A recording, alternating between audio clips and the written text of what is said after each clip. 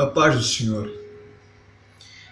Eu quero, em mais um dia, em mais um momento, em mais uma oportunidade, onde a misericórdia de Deus se renovou em nós, em mais um dia, em mais um momento, nos dando mais um dia, nos dando mais uma oportunidade de nós podermos então meditar nas Escrituras Sagradas. Em mais um dia onde nós podemos então meditar, entrar na presença de Deus, entender a vontade de Deus, conhecer a vontade de Deus, ser edificado, consolado, exortado pela palavra de Deus. Então eu quero usar este dia, desta misericórdia, desta oportunidade que o Senhor nos deu, que é graça de Deus, que nós não merecemos, para partilhar uma palavra de Deus para a sua vida e para a minha vida. Amém?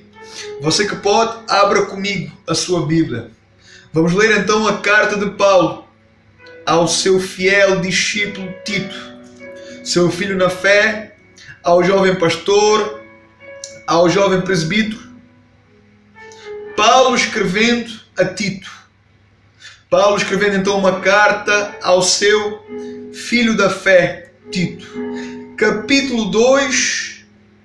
Vamos ler do versículo 11 até ao 14. Nós vamos ler então algumas verdades bíblicas e espirituais. Amém? Então o versículo 11 diz assim: Pois a graça de Deus se manifestou trazendo a salvação a todos os homens. Ela nos ensina a abandonar a impiedade e as paixões mundanas, para que vivamos neste presente século sobriamente, justamente e piedosamente, aguardando a bem-aventurada esperança e o aparecimento da glória do nosso grande Deus e Salvador Cristo Jesus, o qual a si mesmo se deu por nós, a fim de remir-nos de toda a iniquidade e purificar para si um povo todo seu, zeloso de boas obras. Aleluia, glória a Deus. Então, aqui neste texto que nós lemos, nós vemos então que a graça da salvação então ela se manifestou. Neste texto nós vemos que a graça da salvação ela se manifestou para todos. Ela foi derramada para todos. Ela foi derramada para toda a humanidade, para todo o cosmos. Essa graça de Deus então ela se manifestou, trazendo a salvação a todos os homens. Mas, porém, isso não significa que todos serão salvos. Isso não significa que todos serão alcançados. Isso não significa que todos serão poupados, perdoados, reconciliados e justificados. Porque esta mensagem que nos revela então a graça que traz então essa salvação, ela nos ensina que é necessário crer nisso, que é necessário crer nessa graça, crer então naquilo que esta mensagem contém, na salvação, em toda a obra que foi então efetuada e consumada na cruz pela pessoa de Cristo há 2000 anos atrás. E esta mensagem, quando eu creio nesta mensagem, quando eu creio nela, quando eu entendo o que esta mensagem significa, quando eu percebo então a razão que levou Cristo a padecer na cruz e morrer, sendo então os meus pecados, sendo então a minha desobediência que fez então eu ficar com uma dívida gigante para com Deus, diante de Deus, que eu não podia então, que eu jamais poderia então pagar. Quando então eu entendo que esse Cristo, que esse Jesus morreu então para me libertar, para pagar então essa dívida, quando eu entendo então que Cristo morreu para me libertar, para pagar então essa dívida, porque esse era o preço da dívida, a morte, a condenação. Então, quando eu entendo e creio que Cristo morre para me libertar, para me perdoar, para me reconciliar com Deus e salvar, quando eu creio nisso, a minha vida então ela muda radicalmente. Quando eu creio nesta mensagem, a minha vida muda radicalmente. eu sou então completamente transformado e moldado agora à pessoa de Cristo, me levando então a uma gratidão eterna para com Deus Pai, que envia então o seu Deus Filho para morrer em meu lugar, para me dar então a oportunidade de ser salvo. E quando eu creio, quando eu entendo isso, eu sou completamente levado a amar essa pessoa de Cristo. É amar essa pessoa de Cristo. É esse Salvador, pela maior prova de amor dele por mim. E isso então implica uma transformação, uma obra radical na minha vida. Depois de crer em tudo isso, depois de crer nesta mensagem, esse crer então me faz abandonar toda a impiedade, me faz abandonar todo o pecado, me faz abandonar toda a imoralidade e perversidade.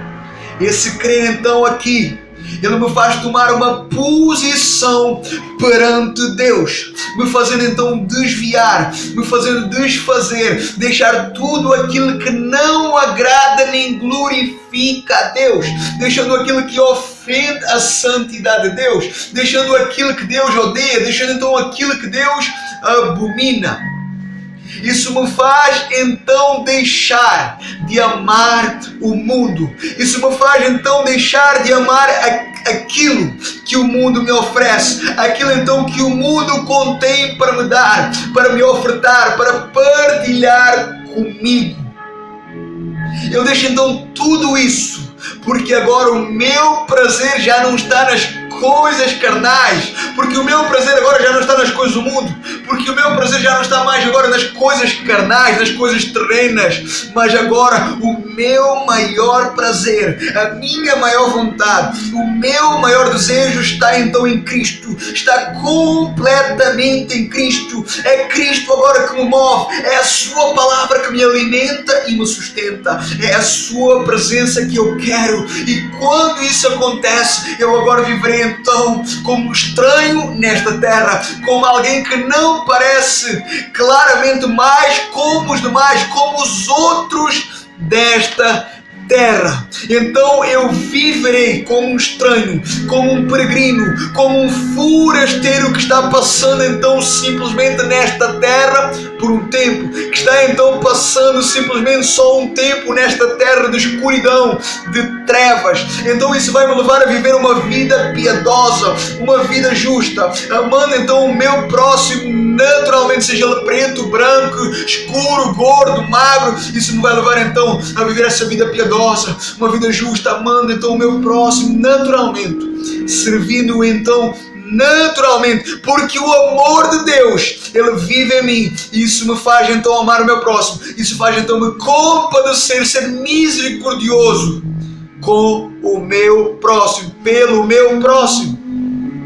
Isso me faz então viver dia após dia pela fé, chocando então agora o mundo, sendo então caluniado pelo mundo, sendo então injuriado pelo mundo, sendo então perseguido pelo mundo por não fazer a mesma coisa que o mundo está habituado, por não viver, por não agir como o mundo está habituado. Isso vai então causar confusão nas pessoas, isso vai então causar confusão no mundo. Uma pessoa então que decide abrir mão da sua própria vida por amor a Cristo e ao Evangelho, como Cristo declarou: quem quiser achar a sua vida, perdê-la, mas quem quiser perder a sua vida, achá-la. Então este homem, ele vai cumprir esta palavra, esta palavra do Senhor Jesus, perder a sua vida para achar, perder a sua vida. Ele vai então abrir mão da sua própria vida por amor a Cristo e ao Evangelho. E isso então vai chocar, vai fazer confusão na vida das pessoas. Eles vão chamar de louco, de fanático, de maluco, mas ele vai simplesmente cumprir a palavra do seu mestre, do seu Senhor, aquilo que ele declarou vida, aquilo que ele declarou completamente a sua vida. Isto então é loucura para os que rejeitam e neguem.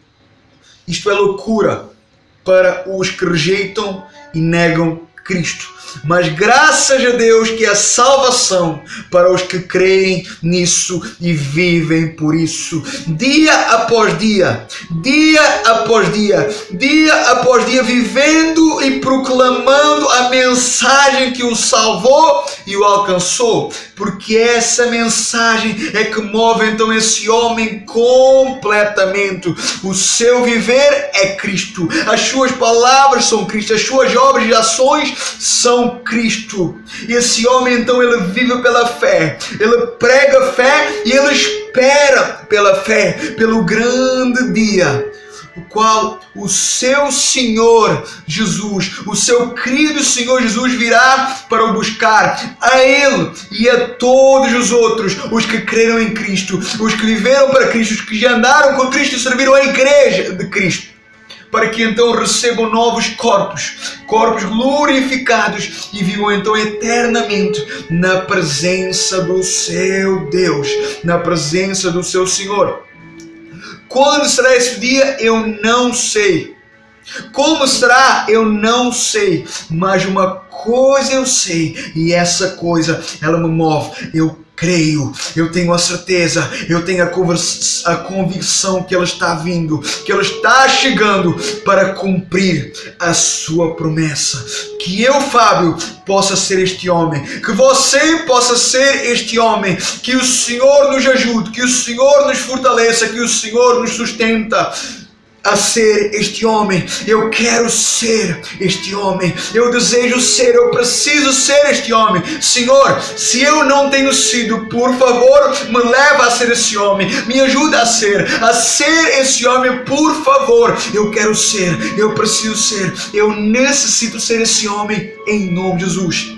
Se você não tem sido esse homem, se eu não tenho sido esse homem, o Senhor está nos chamando para ser este homem, que nós sejamos, em nome de Jesus. Que o Senhor possa falar a cada coração e que esta palavra gere frutos na sua vida, nas suas obras e na sua intimidade e comunhão. Vá até Deus, busca Deus. A palavra de Deus diz: buscar-me-eis e me achareis, quando buscares com todo o vosso coração. A palavra do Senhor diz: chegai a Deus e Ele se chegará a vós. O Senhor é fiel, o Senhor é digno de honra e glória. Nós precisamos então nos comprometer e viver então intensamente para Ele. Em nome de Jesus, fazer a diferença nesta terra, fazer a diferença em nossa geração. Em nome de Jesus, independentemente se nos chamam malucos, loucos, fanáticos, se estão nos perseguindo, se estão nos injuriando, se estão nos caluniando, não importa. O que importa é obedecer a Deus. E obedecer a Deus é desobedecer ao homem. Obedecer a Deus é então ser caluniado e perseguido pelo homem. Que o Senhor possa nos abençoar, nos fortalecer e nos sustentar dia após dia, a poder então confiar e aguardar, sem nos desanimar, sem abandonar a fé, porque Ele está voltando, porque Ele virá para buscar você, eu, a sua igreja. Em nome de Jesus. Que o Senhor vos abençoe poderosamente, ricamente, em nome de Jesus. Amém.